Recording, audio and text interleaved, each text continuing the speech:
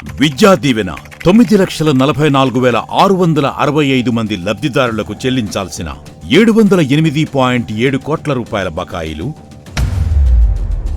వైఎస్ఆర్ చేయూత ద్వారా 26,98,931 మంది 45 నుండి 60 ఏళ్ల వయసున్న ఎస్సీ, ఎస్టీ, బీసీ, మైనారిటీ అక్కచెల్లెమ్మలకు చెల్లించాల్సిన 5,065 కోట్ల రూపాయల బకాయిలు,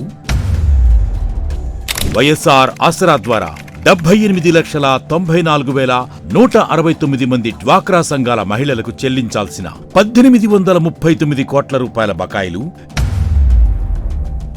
ఇన్పుట్ సబ్సిడీ ద్వారా 11,59,126 మంది రైతులకు చెల్లించాల్సిన 1,294.6 కోట్ల రూపాయల బకాయిలు,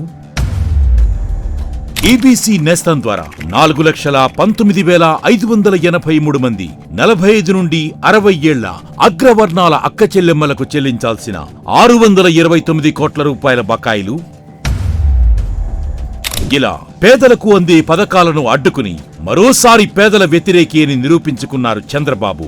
ఆన్గోయింగ్ పథకాలకు సంబంధించిన ఆన్గోయింగ్ స్కీమ్స్ కి సంబంధించిన బటన్లు నొక్కిన సందర్భాలలో కూడా డబ్బులు కావాలని అక్క చెల్లెమ్మలకు పోకుండా ఆపుతా ఉన్నారు. ఇష్టానుసారంగా అధికారులందరినీ కూడా మార్చేస్తా ఉన్నారు. రావాల్సిన మంచి ఏది కూడా ప్రజలకు జరగకుండా చేస్తా ఉన్నారు. ఇన్ని కుట్రలు పన్నుతా ఉన్నారు. కేవలం పేదలకు మంచి చేసే మీ జగన్ ఒక్కడు ఉండకుండా చేసేందుకు ఇన్ని కుట్రలు చేస్తా ఉన్నారు.